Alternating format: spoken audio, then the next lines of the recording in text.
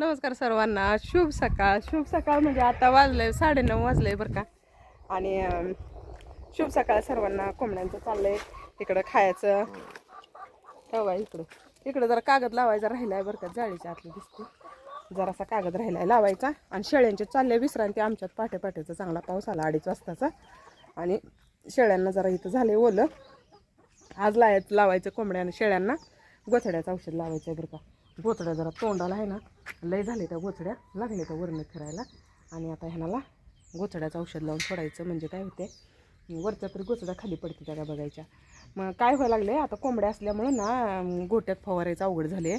त्यामुळं शेळ्यांनाच गोचड्याचं औषध लावायचं. त्यानं काय कमी येतील ते येतील बघायचं. तर काय झालं आहे माहीत आहे का, आमच्या म्हशीला येऊन झाले जवळजवळ 1.25 वर्ष झालं. 1.25 वर्ष म्हणजे डिसेंबरला वर्ष झाले. आणि आता आल्या म्हैस म्हणजे धार द्यायची बंद व्हायच्या मापाला आल्या. भरवले आता तपासून घ्यायचे. 3 महिने होऊन गेले पण अजून तपासली नाही. पण आमच्या म्हशीचं काय झालं माहिती आहे का, आम्हाला दोघांना पण धार देत होती म्हैस. आणि नंतर थोडे दिवस मी सकाळी धाराला येत नव्हती. त्यांनी एकटंच काढत होतं, देत होती त्यांना. आणि परत तिला काय झालं काय माहिती, अचानक त्यांना धार देणं झाल्या आणि मला द्यायला लागली. नंतर थोडे दिवस मला दिली आणि मला पण सकाळी द्यायची बंद केल्या. आणि हिला आता सवय लागल्या. म्हणजे काय झालं एकच टाईम धार द्यायला लागले. 1 लिटर 1.25 लिटर दूध देत्या.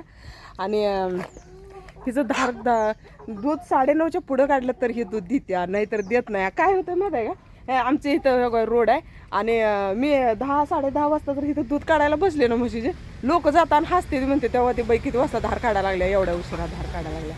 म्हणजे वाटतंय लोकांना माहिती आहे का एवढ्या उशिरानं धार काढत्या.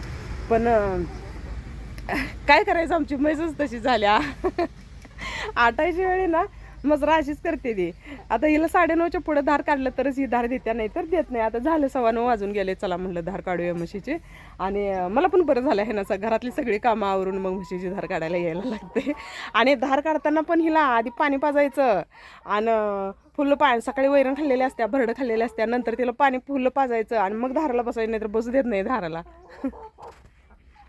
तर बरं तपासून घ्यायचे. आज हनुमान जयंती असल्यामुळं आज डॉक्टरांना सुट्टी आहे. आणि आमच्यात शक्यतो आम्ही सरकारी डॉक्टरांना सांगतो बरं का. आणि त्या डॉक्टरांना आज सुट्टी आहे. काल डॉक्टरांना फोन केला होता पण डॉक्टर काय आलं नाही तर.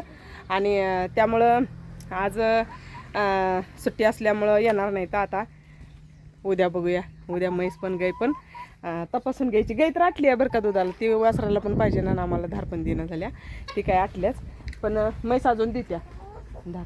बरं म्हणजे खायापुरतं देत्या बरं का. 1 लिटर जवळजवळ 1.5 लिटर दूध देत्या एक टायमाचं. एकच टाईम देत्या पण 1.5 लिटर दूध द्या. आणि आट्यात आल्यामुळे दूध बीत घट्ट असते, छान असते खायला. पण जरा वेळानं देत्या. पण अशी नका वेळानं काशी ना पण देत्या, खायापुरतं तर देत्या. हेच नशीब समजायचं. असं देत. चला धार काढते आता. धार काढून झाली बरं काय. हो एवढं दूध म्हणजे थोडं नाही, लिटरभर दूध आहे. ह्याला 70-80 रुपये द्यावं लागतात. आणि एवढ्या फॅटचं दूध आहे ना डेअरीत देत नाही. ते कमी फॅटचं दूध येईपर्यंत वाट बघते. ते कमी फॅटचं आल्यावर देते. ते एवढं दूध देत्या, खायापुरतं देत्या. नशीब म्हणायचं, खायापुरतं दिलं हेच मेहरबानी आहे ना. खरंच जर पूर्ण जर हिशोब काढला ना म्हैस अजिबात परवडत नाही.